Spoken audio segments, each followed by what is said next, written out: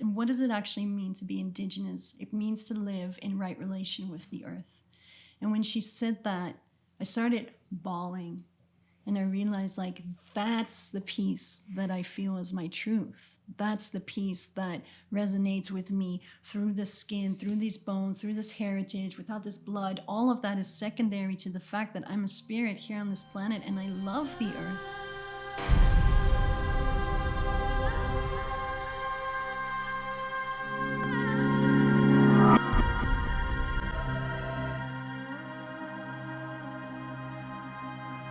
Hello, you beautiful bluebirds, and welcome back to another episode of Deja Blu. And I'm back home from Mexico. And I went to Mexico recently with one of my dearest sisters, co-creators, muse, mentors, guides, and everything in between, Miss Reggie Riverbear.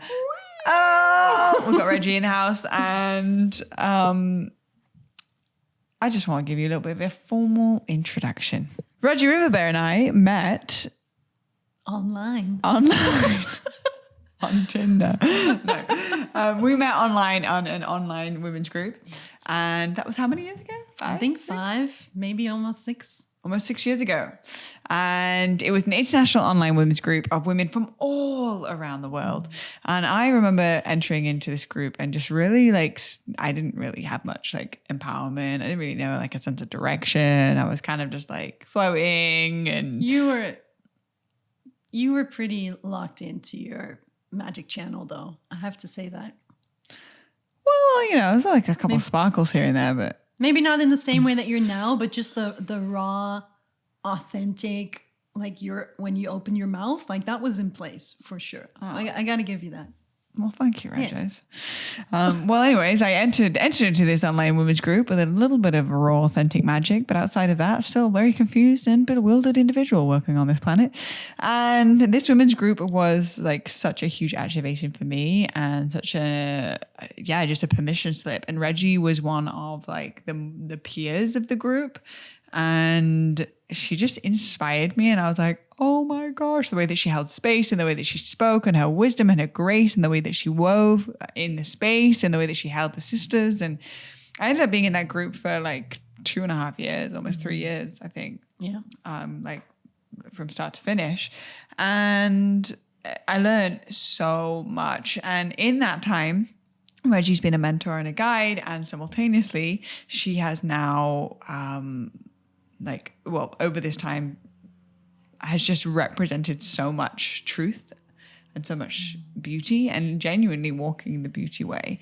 And now her and I have decided to join forces after 6 years of knowing each other. And we went and spent a week at Arcana, and we dove deep, and we're going to talk about that today on the podcast.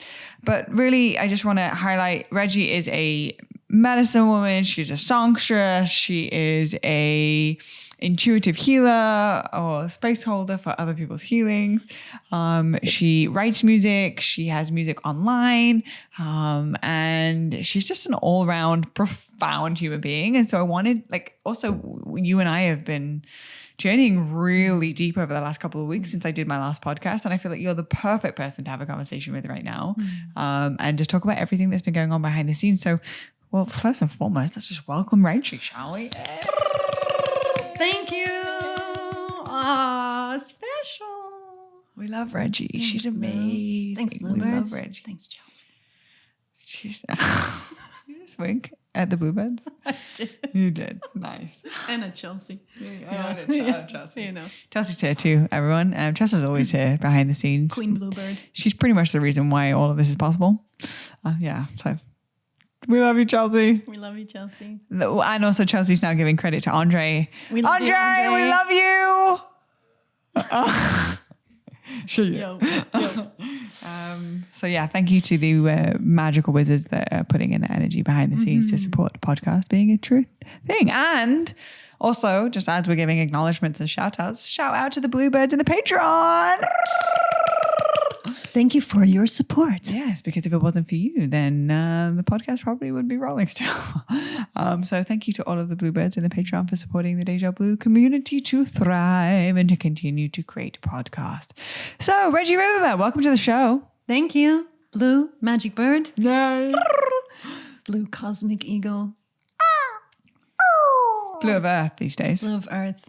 I know, but still in the Mayan magic encodement. And you are blue electric hand. The healer, the beautifier, the electrifier. So we have electric and cosmic. It's a great combination. Anyway, we're talking about the Mayan calendar. If you're not familiar with the Mayan calendar, definitely check it out. It's an amazing way to unlock or like look at the blueprint of your soul signature. Yeah. So that's the Mayan calendar. Anyway, Reggie's. Bluebies. How are you? Welcome to Deja Blu Podcast. You've been listening to it for long enough and now you're a guest. I've been listening to it since the beginning. And here we are. And it's just so sweet because I feel like we've just had an incredible deep dive in our sisterhood. And in general, I feel for both of our expressions, like moving into this new offering that we're co-creating. And what a perfect opportunity to come and share some magic and some juice on the podcast. Why don't we talk about this co-creation and how did it come about? What are we doing? What is this thing that we've literally just birthed into the world, but the placenta is still pretty much like stuck to us. Yeah, it's a lotus birth. So we're definitely still, the cord is connected. Yeah. We just last Monday birthed our 10-week online women course called FLORESCENCE.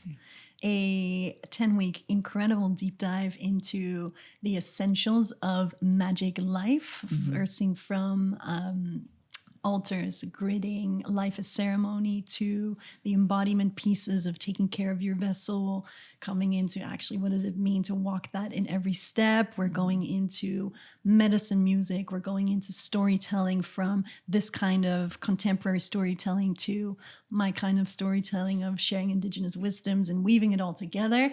And just an all-round incubator and like a cocoon for women to come into to really explore what it feels like to be held in sisterhood while being fully encouraged and prompted to experience their highest embodiment and their power. So it's casual, it's light stuff, nothing big. Nothing big, but huge all at the same time. And this offering actually... Maybe wants to come up. This offering was birthed because of a vision in an ayahuasca ceremony. So I was at Arcana and I did a full podcast about that. And I talked about Justina and her extracting the fishbone out of my neck. If you haven't watched that episode, definitely go check it out. It's pretty profound. It may give a little bit more context also about what we've been and the depth in which we've been journeying. And my intention going to Arcana the first week was to understand in a deeper way my service how could I be of service in a bigger way outside of my one-on-one readings and the podcast and the content. And I just got a very clear hit. Grandmother Ayahuasca was shared with me 22 women, 10 weeks online, first round, second round in person with Reggie Riverbear. What? And she just came in super strong into my field, was like, this is the perfect alignment. And I was like, okay. And then the next night, I got the same hit. 22 women, 10 weeks online, first round in person, first round not in person online, second round in person, Reggie Riverbear. And so I make a list after my ceremonies of all the insights and the downloads and everything that's come forward, and I sit down and I take action on them, because that for me is the element of integration, is to receive these insights, receive these codes, receive these downloads, whatever you'd like to call them, and then to really take action on these pieces that came forward. And so I reached out to you, and it was almost like the visual that I have in my head, and it totally didn't go like this, but you sitting on like a swivel chair and you have a landline, and obviously you like swiveled around and you answered the phone and you took a pause and then you said, I've been expecting you. Do you want to recite the I've been expecting you. Reggie, it's funny that you say that, because I have an idea. Tell me all about it, although I have an idea what it is. I feel like it's time to birth an incubator, an online women's group, and I'd like you to co-host it with me. Oh yeah. Wow, it sounds like you're really like deeply sunk into your core of your being. Like I am very comfortable in my swivel chair. Yeah, and it's cool because I just posted on the Cosmic Community Board that I would love to come back into co-creation. I spent the year very much in isolation, working on recording my music and just doing a lot of deep internal work. And I was starting to feel that itch of like, okay, it's time to come back to the people. It's time to like come a little bit out again. And so I stuck it in the uni and then you called. So divine alignment, of course. And then we decided actually to start birthing this program from a week at Arcana, which is the place that I just come back from a couple months prior, and was just feeling really, really strongly called to go back and to go back with you. And you just happened, there was one of your best friends, Ariel, who was out there playing music, and it just felt like a cosmic alignment of us all coming together. Yeah. And to birth Fluorescence from the deepest, most real state that I know that exists on the planet, which is ceremony. And so we went to Arcana, and my goodness, what a week that was. We went deep.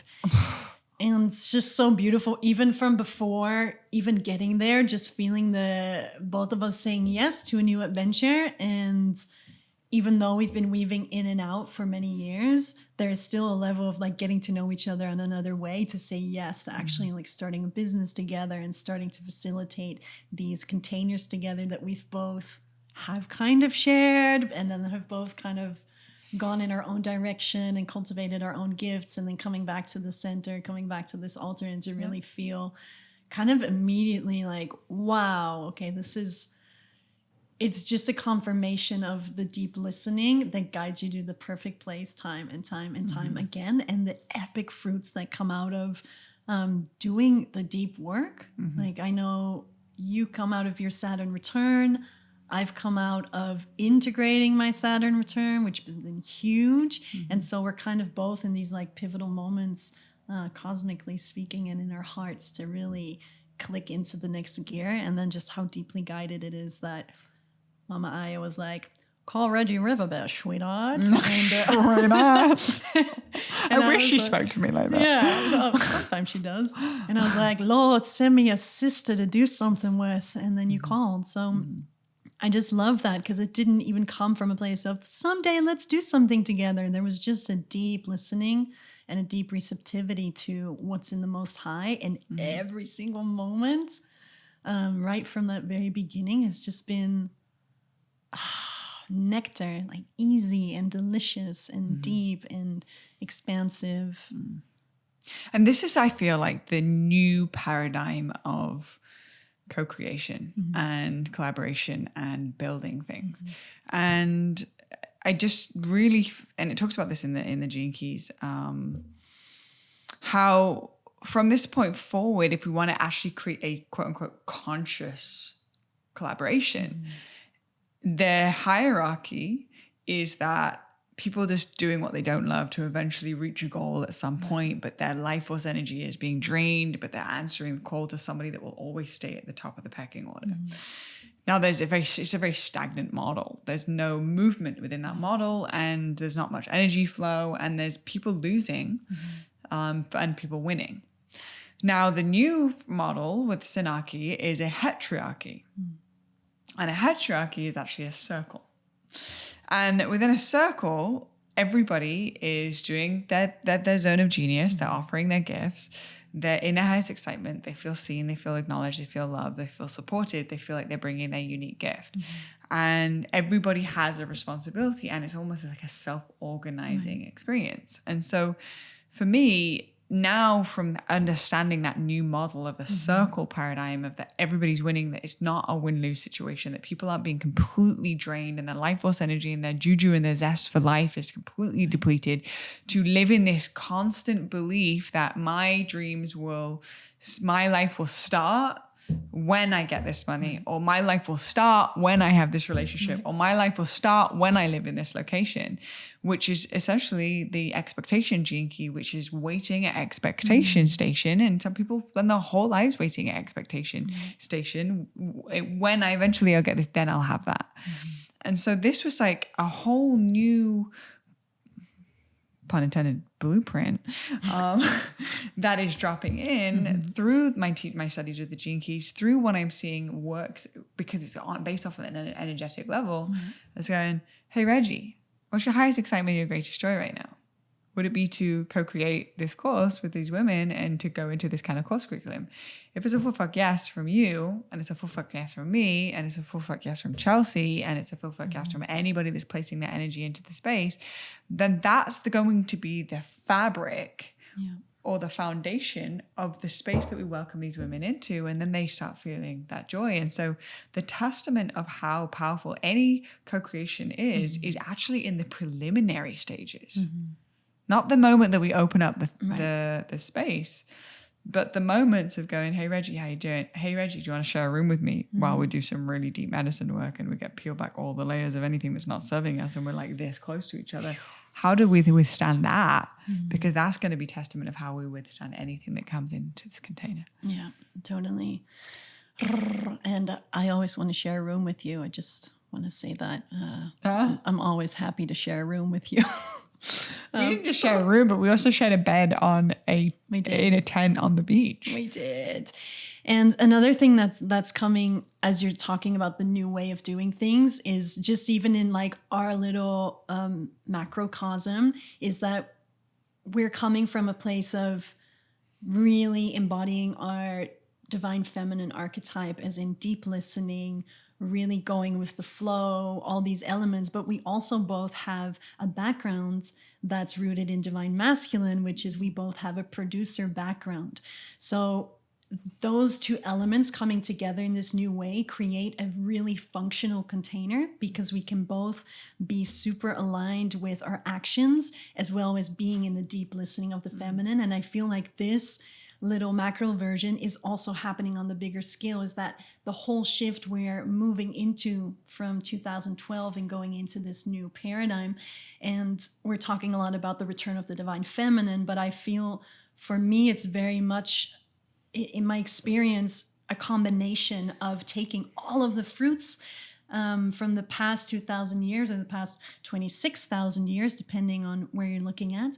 But just to take the past 2,000 years and this structural way of life that we've been invited into through the world that we've been creating these past 2,000 years, and taking the dysfunction out of it, but keeping the nuggets, keeping the structure, keeping the understanding of how things build on top of each other, and all of those golden nuggets that came from there, and now implementing that into this bath of the divine giving us the clues, giving us the cues on what to do and when to do it, and then having the actions in place because we've already lived that as a society. We've lived that as women coming out of a social environment that's very masculine based up until this point, but really bringing the two together. And I feel like that shift in our consciousness is profound, because we're not taking the divine masculine out of the equation, but it actually all feels integrated. Like we're taking the best of both worlds and bringing it into this structure. And even though FLORESCENCE in this moment is a container for women, even opening it today, we had our first call and we had Richard Rudd come on as our guest, which was an incredible blessing. And to feel that moment of, wow, here is the divine masculine embodied here with us to open this container, for me was the biggest like aha blessing on the call, to really feel like this is, for me in my personal experience, the journey that we're going on is how we bring the best of both worlds together to create heaven on earth. Like this return of Eden is really within the fruits of all of it. So it's almost like the future is, instead of, you see those t-shirts that are like, the future's female. I feel like the future is integrated. It's like actually like learning how to integrate the feminine, the receptivity, the listening, the softness, the creativity, the nourishment, integrating it with the building the structure and creating the visions, the forward movement. Exactly. Yeah. Dare we say the future is androgynous? Like it's just the best I of like both that even more. worlds. I really like that even more. I like that too. It's like, because it's also this wave of, you know, the non-binary way of doing things and the non-binary relationship with our sexes and men or women, but actually just being more in the conversation of the they, and even, you know, this is, I don't know if you've heard about this, but Mr. Potato Head is now not allowed to be called Mr. Potato Head. I did hear that, but I don't know. Potato Head, I'm pretty sure. I don't know the Became non-binary. Potato Head. Potato Head. So does that also mean that Mrs. Potato Head is also Potato Head? So we should give them first They're names? just androgynous potatoes. I don't know what to do with that information, to be honest. You literally, what I just saw happen to you was that you had a filing cabinet and you got some new information, but you weren't sure what file to put it in. It was like, which file do I put this information about Potato Head, androgynous Potato Head? Right. Anyway. Yeah, I think I missed I missed that conversation. I heard some shards, and I love that we're exploring and redefining and really taking apart all the structures and the conditions around labels. And simultaneously, I'm definitely in celebratory of all the different elements and the masculine and the feminine and the androgynous and all of the different parts that come with that. So I would need to educate myself about the Mr. and Mrs. Potato Head conversation. But in general, I've been really excited to witness a new conversation and also feel like, wow, we're really in a huge space where we need to be educating each other and ourselves from a really loving and patient place. You know, even we ran into a friend of yours in Tulum who identifies as non-binary, and they, and then us running into saying, "Hey, mama," and then witnessing also her, him, they, shim, referring to us as you guys. So there's on all angles, I feel like nobody's wrong. It's just we're educating ourselves on how to relate to new identities and we're creating it as we go. So it's also a really creative time to be alive in, which I think is super exciting. And so this is essentially comes back full circle to fluorescence and what is being created here, and learning how to weave it in real time from the deep listening while simultaneously setting up the masculine structures to allow it to be birthed through. Veggies. Bluey. Tell me about your time in Mexico. Oh, Mexico. If anybody hasn't been to Mexico, first and foremost, to me, this land is incredibly important in this time for the following reasons. Mexico has all of the different environments, from deserts to mountains to oceans to underground rivers to whatever you can name, jungles, it's there. And so on one piece of earth that identifies as one country, we find incredible biodiversity. That combined with an incredibly beautiful, alive, modern culture and beautifully honored indigenous culture and tacos. And tacos. So I have a deep love for Mexico. I spent a lot of time there. And this return through your invitation was a big deal on many levels, to go back there. And a baby backstory is I left last year, and Mexico is the one place that I've been on the earth where I felt like, wow, as soon as my feet touched the earth, I felt like I was home. Now, I'm from the Netherlands. I'm very much not Mexican. But for some reason, it just resonated with me on a level that I haven't experienced before. So when I was being called by Spirit to take all my things and leave, I went through quite a bit of a journey of feeling like, wow, okay, I've been looking for my home and I finally found it, and I put all my praise and all my love and all my offerings here for the better part of 2.5 years. And all of a sudden being extracted out of that and going into a deep journey of feeling the depths of what it really means to make an offering for the Most High, which in this case included being extracted from the one thing that I love the most and being placed in a very sterile container to really look at all the parts that even within the idyllic dream, within my own personal Eden, like where in my being were the structures that weren't fully serving that. And so I got the opportunity to go into a really deep journey of really coming home to self. Ultimately, I've traveled the world for many years and finding home with people, finding home with different environments, with different nature expressions, and building on top of that, and then having the universe fully exposed to me through some like harsh extraction, like actually your home is in yourself. And it took me a good part of a year to actually come to feel that in myself, like, oh, I'm placing my sense of safety, my sense of belonging in places that are not my own being. And so just when that switched and I had my aha is when you called me. And so I had been trying to figure out how to get back to Mexico, and I also really heard that it was not the time. And so when you called me to invite me not only to Mexico, but to a week-long journey with ceremonies on sacred land with you and with Ariel, one of my all-time superstar soul brothers, the gateways opened again. And it was really clear to me that when we take the opportunity to do the work and to stay in it for as long as it takes, that the fruits of that can only be magnificent. And so upon answering your call and giving my yes and then booking my ticket to actually arriving at the airport, seeing you, stepping outside, feeling the air get on my skin and just my whole being like electrifying with joy. Even that in itself was such a potent message on choosing the real lessons and the real work over the comfort. Like I could have returned before that moment, or I could have stayed and not listened to my intuition that was telling me to go, even though I had no incentive of why that was happening.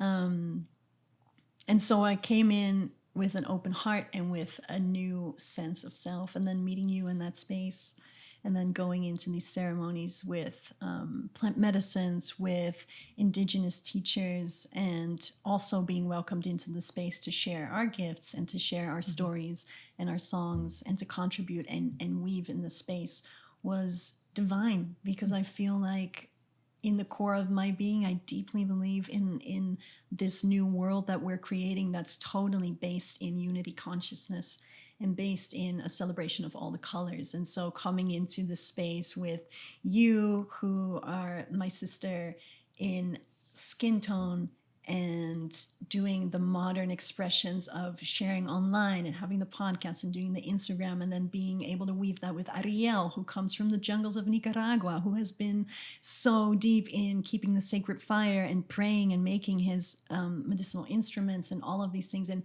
bringing all of those elements into one space, and then feeling the medicine of that even before we ever did anything was already so profound. So that was just like the gateway of entering into the space. And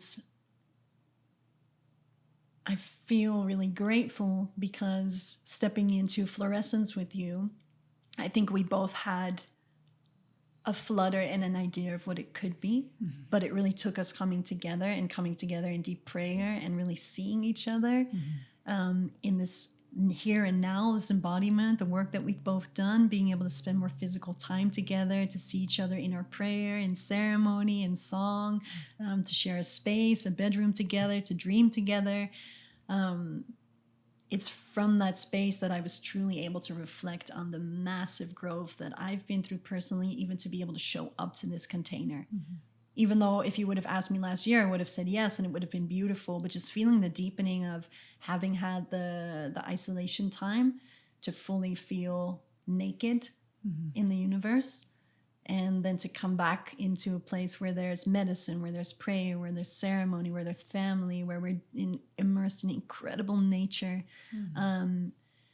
with the purpose of deepening bond, of deepening our medicine, of really feeling like what is the essence, what are the golden nuggets, what is the beauty of this creation. And then just being diving headfirst into the magic and doing it with so much joy and so many giggles and swimming and deep things and uncomfortable moments and like all of the flavors showed up in 1 week. And it gave me the power to experience myself after this year, to feel my readiness, like my true readiness beyond my mental, like, yeah, I'm totally ready for that. But to actually feel my bones like, in the right place at the right time with the right people, and everything just aligns like that in order to facilitate the next step of this creation. Yeah. I mean, I feel like if you want to bond with someone, it's just eat some mushrooms. Truly. Do some plant medicines and share a room with someone for a week, and you'll soon get to know them, and you'll soon get to know if this is an aligned connection or if this is not on the cards. Yeah. And we sat, like, I shared around what Arcana was in my previous podcast, but just to give it a context, we got to sit in 2 mushroom ceremonies, 1 5-MeO toad, sapo or bufo, and 2 ayahuasca ceremonies with Justina and from the Shipibo lineage. Now, the mushroom ceremonies, because the first round of Arcana was 2 peyote, and so this time it was mushroom, and this woman that facilitated was like insane maestra that is from the same lineage and from the same location in Oaxaca in Mexico as Maria Sabina. And Maria Sabina was like the OG grandma of mushroom ceremonies, and so she trained under her, right? I think she's they're from the same village, and Maestra Eugenia that we were with is a 3rd generation mushroom shaman. So her grandmother worked in the same vicinity as Maria Sabina, but they're all from that area. At least in Mexico, like we have from our European roots, also the mushroom medicine there, but from this culture, yeah, that's the original gangstas. And it was my first time sitting in a mushroom ceremony that has been guided in this way. Is it your first time? Yeah. Yeah. And it was powerful. Like anything kind of witchy and mystical and like mysterious. Like I'm so into it. And she would come in and she would sit behind an altar. So there was the altar that was set. And she would sit behind it kind of in the shadows. You could hardly see her behind this like beautiful flower ornament arrangement. And then in front of that was a wooden board. And on this wooden board, she'd come in and she would bring these long, thin yellow candles. Yeah. And there was like the same amount of candles as there was people in the space, I'm guessing. And she would pass them around at the beginning of the ceremony. And every single person sitting in the ceremony would set their intentions or their love or their prayers into the candles. And so it would go around one by one, and it would take a while because people were really present with these candles and just really infusing their prayers and their intentions and their gratitude into it. And they pass one by one, and it would get all the way back to her.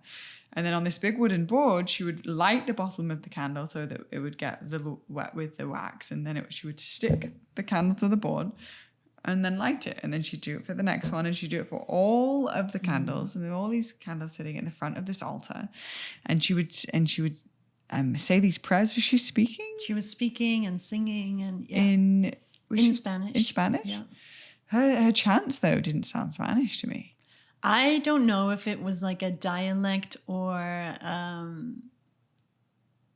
some mystical, magical mushroom language, but I do intend to find out. And I would love to go and visit her and spend time. But it was unlike any other medicine songs I've ever heard. It was so sweet and rich and earthy and very melodic. Mm-hmm.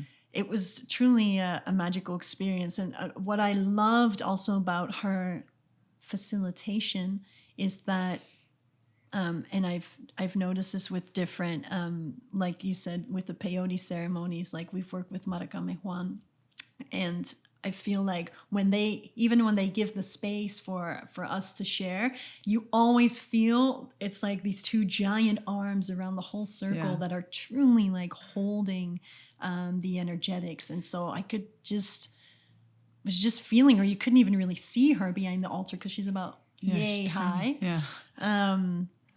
And but long, beautiful hair and just a joyful. One thing that I feel all the indigenous peoples really have in common is this initially almost like a solemn kind of stoic air about them. And then they have this like inner little child that just clicks on, and there's so much joy and so much play. So we got to see some of that emanating from her as well. And there was just it's just such a blessing to be able to, even if she wouldn't have said or sung, just to be in the presence of somebody who is that medicine. That's tracking the space the way that she did. Yeah. Like, it was profound. Yeah. It was one of actually my favorite ceremonies ever. Yeah, me was too. That first Me too. ceremony. And also just like the weaving of the music and the offerings and this is just through my unique lens on it. But it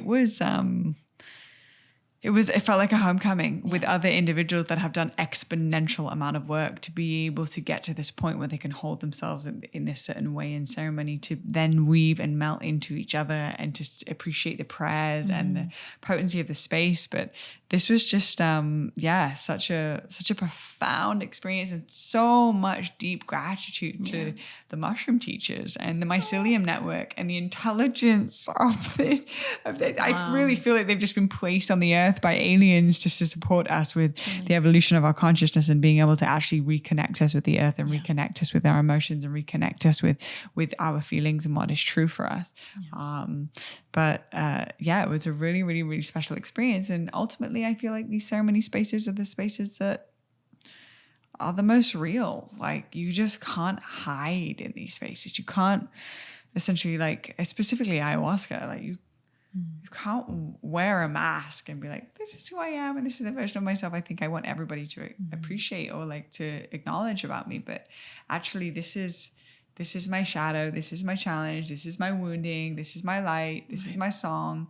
And that's where truth, so much truth is born, and it makes the most sense to me in these realms, because it's when energetics and the actual actions are lining up. Yeah. One of my teachers, his name is Uncle Sam, told me, he was like, whatever comes to you in the ceremony, do not get divorced in the morning. And I've been carrying that, I'm going to call it a warning, but it was like a genuine advice with me, because one of the things that was teaching me, because I've definitely been like instant response to what the medicine was telling me. And over the years, one of the things that has become clear to me also in having facilitated music for many ceremonies and have really witnessed hundreds of people go through the space is the meeting of the worlds, because we are still here in this physical world. So for instance, the do not get divorced in the morning for me very much translates to, we are fully creating our own experience, but we're also rippling out into the environments and the lives of others. So it takes a certain amount of patience, grace, and integration to make the changes that will actually up-level everybody as we go along, versus literally, just to take the divorce for an example, see you later, honey, I'm going to ceremony. Next morning, I can't do this anymore, I'm out. This could be very powerful, and sometimes that's what needed. And sometimes the medicine is not only in the action, but actually in what you've been shown inside. And then trusting that if we do that internal work over time after the ceremony, that the immediate environment needs to adjust, because that's the law of the universe. So when he said that, for me, it invited in just a level of responding versus reacting. And I've seen, sometimes the medicine is that you need to make an immediate change. And a lot of times I feel that can create a bit of a wobble in us, because we are in a physical reality and we are intertwined with other people, and we are, we're in a web. So when we jerk, the whole web jerks. So when we have those clear insights, like how much grace, how much precision, how much trust can we put into pulling out the thread that needs to be pulled out versus jerking it out. And that's something that I think is very powerful to remind myself of. And that little sentence that he gave me, don't get divorced in the morning. Like, I hear that all the time when I have, like, my past partner used to call it the itch, where I feel like I need to change something or something needs to go. And he's like, take your time. Like, take a breath. Don't jerk. Because the jerking actually creates a hole in the fabric versus taking out the thread that then the rest can perfectly come back into alignment. That's good medicine for me and my spontaneity. And I'm like, I got an insight and I'm supposed to anchor this in within 12 hours and jerking left, right, and center and making ripples in the hearts of those that care most about me. Right. I think that's really, really like potent insights around the integration process. Yeah, thank you for sharing that piece. Okay. Definitely, like, oh, we're taking some notes on totally. I want to hear about how you feel like this past week at Arcana, what changed for you from the beginning of you arriving to the moment that you left? What had anchored in or locked into you that was like something that was a nugget or a tool or a gem that you were going to be bringing into every one of your creations and every single conversation and in the way that you weave and the way that you just implement your energy into the world? Everything changed. But truly, everything changed. The biggest piece for me, undoubtedly, is when we got presented with the conversation around cultural appropriation, around being white, being in indigenous practices, when that piece entered into the space, when that entered into the ceremony, I think it was the biggest gift of my life, because what that catapulted for me was an understanding of how deeply comfortable I am in my skin and my practice. And that has been something that I have literally been working on since I was conscious of being a white person. I remember being a little baby and being like, what the hell? Like, just completely confused about why, in the sweet name of the Lord, I would be put in a white body. Like, it's been the question of my life, being so deeply called to jungles and indigenous practices and barefoot living. And since I can remember saying, when I grow up, I'm going to move to Mexico and then I'm going to go to Bolivia. Like, it's just, even without knowing anything, that's been my urge from being very little. And so over the years, I've very much been in the question of that, like, what is the purpose of this? Because surely it's not a mistake that I have these longings and that I'm in this body, right? And so one of the things coming into the ceremonies, like, that wasn't even consciously on my mind, but what happened through one of the sisters inviting this piece into the space for us to look at was that I found myself unwavering and knowing that I am where I belong and that I'm walking my path with as much integrity as possible. And how anybody else perceives that, I respect, but it's not my cookie to eat. I'm just making up sayings now, but that's not my business. My business is to know, am I in integrity? And I told you the story, but it's good to share again. So I did an apprenticeship, I think maybe 6 or 7 years ago, with a curandera, a healer from, she's Mexican-American, she's living in Colorado. And I apprenticed with her for a few months. I did my first 2 months not in the physical with her, but she was giving me instructions. And then I went over to Colorado and I saw her, and halfway through our time together, she was like, what are you doing here? And my feelings got hurt. I'm like, what do you mean? What am I doing here? Like, I'm learning from you. She's like, this is not your culture. Like, go find your roots. And she was a feisty Mexica queen. And I was not so familiar with the Mexica medicine at the time. And I'm a sensitive being, and I was really, truly showing up in my just wanting to learn from her, right? So, whoosh, it came in, and it really broke my heart.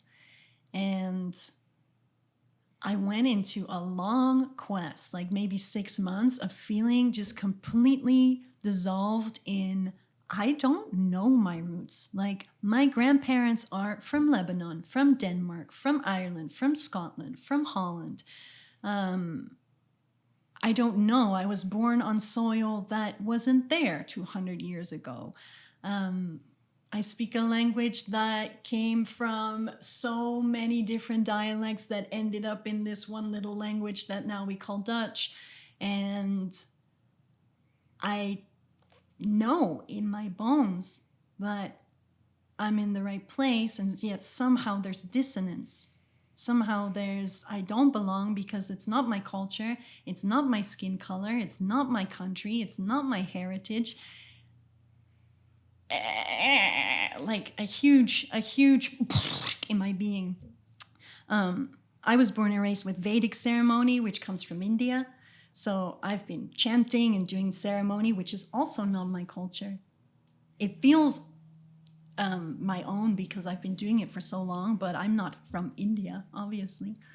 And so this was an incredible catalyst for me to find out who I am and what is my practice and what are my roots, and why am I who I am with the pulls that I have and with the desires that I have, and the resonance that I have with these practices.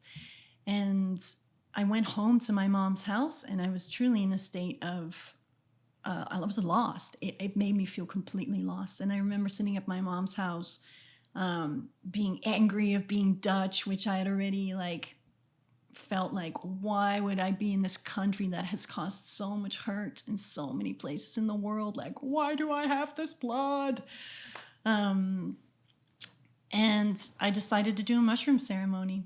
And so I built my altar, and I had the Doreen Virtue Goddess deck, card deck, and I pulled a card, and the card that I pulled was Dana, and she is the Celtic High Priestess. And so I put her on my altar, and I ate the mushrooms, and I had never done an inside ceremony before, but it just felt like I needed to be at my altar asking this question, like, what is going on? And Dana started speaking to me clear as day.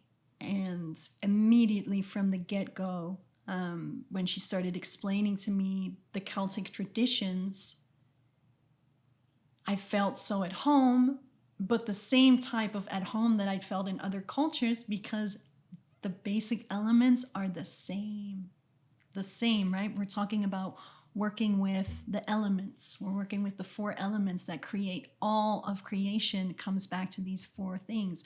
We're working with drums. One of the coolest things that I've ever heard is that on all the continents and all the different cultures throughout the time, the drums came at the exact same time on the planet. Like, all the oldest drums that have been found, from England to Africa to China to wherever, were all at the exact same moment in time. So this just tells to me a very clear story of how everything is the same when we come down to the root of it. Right? So working with animal spirits, you see that in all the cultures. And so everything that she started explaining to me, and this was I think for 6 hours, it was just like coming into my being. And it brought me into an understanding of why I had such a deep resonance, and also that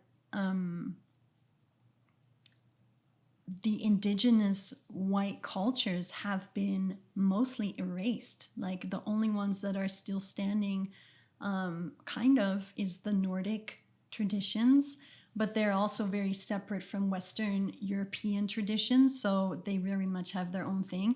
But from Western Europe, which is where I'm from, I'm not from England, where there is still the Celtic, or from the United Kingdom, where there is still like the Celtic traditions and the Druids. But even that has been currently revived. You know, looking back in history, the sacred groves of the Druids were burned to the ground. The Druids were mass murdered by the Romans.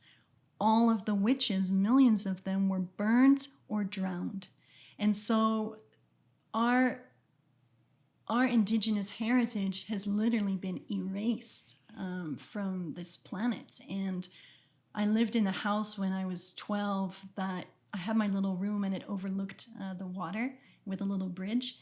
And I would always be in my room writing spells and making potions and doing witchy things. And my stepmom would like sometimes smell some smoke if I was burning something. And she'd be like, "Reg, what are you doing?" I'm like, "Nothing. Are you doing things that witches would be doing?" I'm like, "Oh, I felt caught." Turned out that bridge is called the Witch Bridge, where they would throw the women off to see if they would drown and then they'd be a witch, or they would be innocent but they would be dead, or if they would float and then they'd be a witch and then they'd be burned at the stake. So I was literally, where my bed was looking out on this place in our culture that has created such a deep wound. So coming back home, being flicked out of Mexica tradition, coming into understanding through the Celtic perspective the interconnectedness of absolutely everything, put me on a journey of finding my own flavor with it. So the conclusion in that ceremony, which turned out to be a 4-year school of going through water school, going through fire school, going through Nauman Earth school, learning about how these different elements actually work in the 3D in our body, in our environment. And what I'm coming to of understanding, okay, why am I in this skin? Why am I white? Is I was born literally in a star-shaped earth mandala city right in the center on Rainbow Street. So that in its own told me, like, okay, God gave me a pretty good beginning to know that magic is real. And then having gone through all of these different layers to find within myself an understanding of, there's a beautiful indigenous elder called Aunt Patty, and she made a video in which she spoke about the European indigenous people. And one of the things that she said in that video was, I'm going to go visit my European indigenous friends. And what does it actually mean to be indigenous? It means to live in right relation with the earth. And when she said that, I started bawling. And I realized, like, that's the piece that I feel is my truth. That's the piece that resonates with me through the skin, through these bones, through this heritage, without this blood. All of that is secondary to the fact that I'm a spirit here on this planet, and I love the earth. I love the earth, and I love her creatures, and I love seeing the co-creation of everything and the stories that weave everything together, and the colors and the smells and just the magic that is inherent in the earth. Like, I've never not had that connection. I've always seen spirits. I've always felt the song of the earth. Like, it's just been with me since I was born. Mm-hmm. And we're coming in a very complex time where there's so many conversations that are related, that are happening, moving from Black Lives Matters to white supremacy, to cultural appropriation. And also a part of the conversation is reclaiming the magic and the beauty that is inherent in the white indigenous traditions. And so it becomes a tricky melting pot, which I think is inviting us into a conversation on a new level of where do we meet. Mm-hmm. And I feel my truth is that we are in a time of the rainbow prophecy. Like, we've come out of 26,000 years of linear structured Buddhism or this or that, whatever the different paths have been, it's all been very singular, right? There's one guru, there's one path, there's one book, there's one thing. And now in 2012, we've switched into a whole new era. And that era is the era of togetherness, of unity consciousness. And so to have souls like yourself and like me and many others placed in these white bodies is because without this, the medicine wheel is not complete. We need all the elements. We need black, red, yellow, and white to be in their absolute divine power to make this new time thrive. And so once I started seeing that puzzle and understanding the intricacies and the delicacy that it really requires for us to fully grow into that as a community, it's not going to happen overnight. But what I can do, what my part is, and what was really deeply integrated in my bones in our week together was this understanding of, why do I have this body?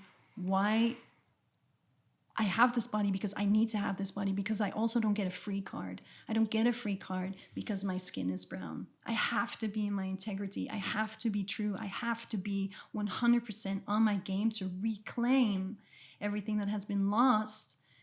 And I need to do it in a cute little white body because I have no excuse not to be the real deal. So I need to be on my game at all times. And the beauty and the power in that is that we are here. This is the rainbow time. This is where all of the colors are going to come together. And we need every single person who wants to be a part of this rewriting of the script and part of this evolution to fully coming into respecting and seeing the other's medicines, where our differences are, and where those differences can bridge together to create one incredible force of nature that is going to create a massive shift of consciousness on this planet at this time. And so that's one of the timelines that we get to live. And then the other timeline is that we are dealing with the history of the peoples and the cultures that we're living in now. So we're dealing with Black Lives Matter. I'm, in my personal experience, seeing the difference in my grandparents who have lived through the war, and then how that's affected my mother growing up with parents who've lived through that, and then me being one generation removed, how free I get to be. So that's given me perspective on the timeline that it sometimes takes in the physical to make those changes. So all of that is what came in our week together, like really into my bones, like, oof, I'm here. I really feel my purpose. I feel the perfect timing of it. I feel my dedication to wanting to be that in every breath, in every song, in every story, in every moment that I share. And it's an exploration, and it's something that we're doing together. So to be able to share this with you has been an incredible gift, because even between us, there's so much. We both have these superpowers that go perfectly together. And then we share a similar heart. You know, we have these heart codes. We go everywhere and people are like, are you sisters? It's because we have that. We meet in that center. And then you've cultivated this incredible understanding of the 3D and how to share while doing your journey on your inside and your understanding of what that means for you to walk in this way. And then I've been mostly in the bushes trying to figure out how to be still and how to listen and how to do like the silent part of it. And now we're meeting in the middle, and we're able to bring the sharing and the deep listening into a center point to create an incredible offering that can actually share those codes with sisters who have that in them to activate that. So that was a very long way to say my week was about really knowing who I am. Yeah, I really felt that on the other side of it was I haven't seen you for a long time. Yeah. And at least spent like a good amount of time with you. And to witness you being very tender, coming back onto the land of Mexico, and everything that meant to you and what it brought into your life. And then on the other side of the retreat with Arcana and sitting with these beautiful maestras and maestros and the indigenous cultures, and also what came up within the group and the conversation around cultural appropriation, and the way that you you stood in your truth and the way that you claimed it while being deep in the listening, and me witnessing your power, like full power, being present and not crumbling like a house of cards, because you know yourself and you've actually done a lot of work to cultivate that truth and to share from that place while also honoring and loving and listening, was such a gift to witness. And to know that our co-creation was born from the deep vulnerability and also the deep claiming, and then to go in and to start our opening ceremony side by side after the week that we experienced together, was just like, this is guided by spirit 150%. And every conversation, because my intention going into the week was to listen. And I'm not talking about listening just with my ears, but I'm talking about listening with the entirety of my being. And any conversation that's uncomfortable that comes up, to actually listen to the trigger behind it, to listen to the heart behind it. And inevitably there was conversations that were like deeply uncomfortable for a lot of people involved. And there was a lot of tension within our group this time. And also ultimately by the end of the week, everyone was in love with each other and loving up, and it was beautiful. And we'd all come back to the heart space and come back to the love. But that's only available on the other side of actually listening to each other, and not listening to defend, but listening to understand. And not being scared to go, my yoga teacher was saying, find comfort in the discomfort. Like, we can't have expectations that doing the work is all going to be fluffy and beautiful. Like, I'm all about the joy and the rainbows and the unicorns and all of that stuff. And there's a real necessity, essential element that is being able to be in the medicine of the moment. And sometimes that's uncomfortable. And sometimes we got to ride it out, and it gets more uncomfortable. And then you feel like you're dying, and then you die a little bit more, and then you die again, and then you get smushed, and then you die again, and then you are reborn. And so we got to have that journey with our group. And I thought it was incredible because it was really real. Yeah. It was really real and life-changing. And for also the people who were having their first experience coming into a place of ceremony, even separate from doing plant medicines, but coming in a space where we're praying every day, we're sitting in circle, we're sharing our hearts, we're sharing meals, we're sharing psychic space. Like, just even having that experience for the first time, and then that being implemented with the amplification of plant medicines, and then inside having uncomfortable conversations and moments and doing the things, but how deeply enriched everybody is by that. Like, that's truly, I think, like the composting, and then you get the fertile soils. Like, the composting is a bit stinky, but then you have the most precious earth that can grow the most badass trees and flowers you've ever seen. And that's really what it feels like. And it's a full circle of, like, we launched a course called FLORESCENCE, and in the shadow of dullness, of not letting the light in, or not being able to reflect the light because not seeing it within one's being. And then, this magnetism of listening and learning and evolving and standing in one's truth, and then moving into fluorescence, which is just abundance and nourishment and the fragrance of life coming back online. So I feel like we've covered some really beautiful ground here on this podcast, and that's a really, really important topic and a really important piece. And I feel like this is also a to be continued, to be unraveled more, to be opened up more, because there's a lot here.